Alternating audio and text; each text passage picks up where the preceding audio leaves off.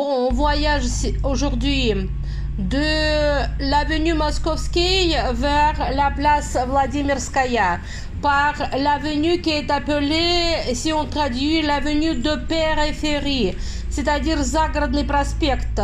Pourquoi il est appelé comme ça, bien qu'il se trouve au centre-ville? Parce que cette piste pour des piétons a été formée au XVIIIe siècle comme la piste vers le parc de Yekateringof.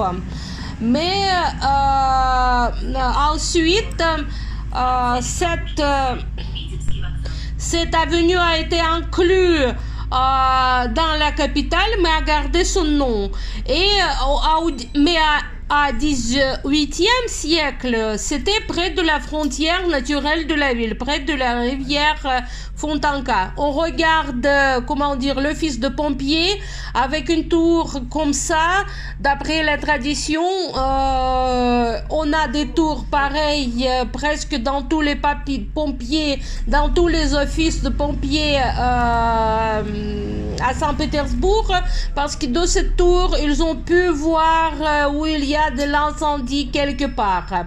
Les rues que nous voyons, nous avons vu Vereyskaya, ensuite Majayskaya et ainsi de suite. Il y en a 5 qui sont liées avec le nom des villes qui entourent Moscou. On s'approche vers la gare Vitebsky, nous l'avons vu plusieurs fois avec vous, et on a traversé la rue qui était autrefois un canal, c'est-à-dire on a creusé un canal et ensuite on a mis la terre pour faire la rue. C'était dans les années 60. Il y a 3 stations de métro sur cette sur cette avenue. Par exemple, nous voyons maintenant la station de métro Pushkinskaya qui est auprès de la gare Vitebsky. Ça, ce sont des casernes du régiment Simeonovski. Et la place où se trouve le théâtre de jeunes spectateurs et le monument à Alexandre Griboyedov, c'est la place du régiment Simeonovski pendant le 19e siècle. C'est toujours les casernes de ce régiment. On s'approche vers la maison que j'aime le plus. On a été à l'entrée de cette maison. C'est l'immeuble d'habitation en style moderne qui a été construit au commencement du 20e siècle. Et on traverse l'avenue Zagorodny dans la surface où elle n'est pas si large qu'avant. C'est-à-dire on voit des maisons de tout près. C'est un petit jardin où il y avait une cathédrale démolie par les bolcheviks dans les années 30 du siècle passé. On passe toujours par l'avenue Zagorodny et on voit le mélange des styles. On a passé la rue qui est appelée la rue de socialisme et derrière nous il y avait l'impasse de socialisme. C'est pas vrai, c'était une maison formée par l'architecte avec une cour d'honneur.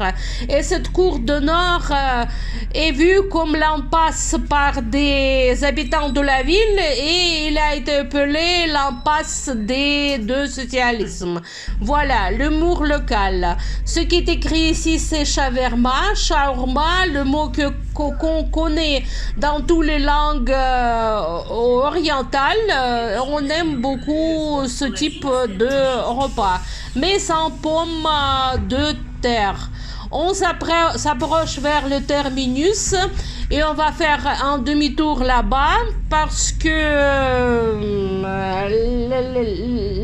le bus ne s'arrête pas là-bas, il fait un demi-tour et part tout de suite. Voilà.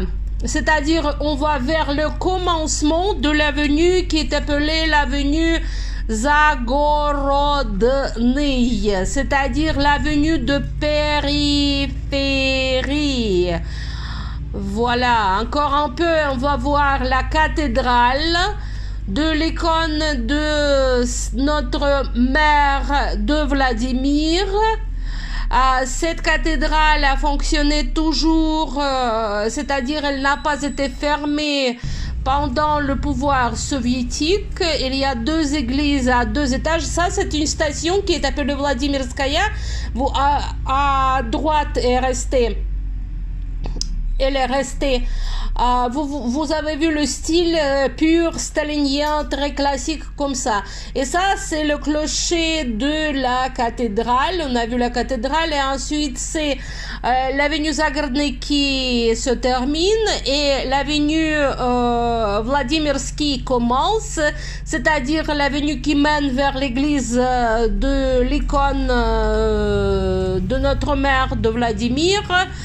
Et moi, je suis arrivée. Ensuite, je vais à pied chez moi. Ça, c'est l'hôtel Dostoïevski.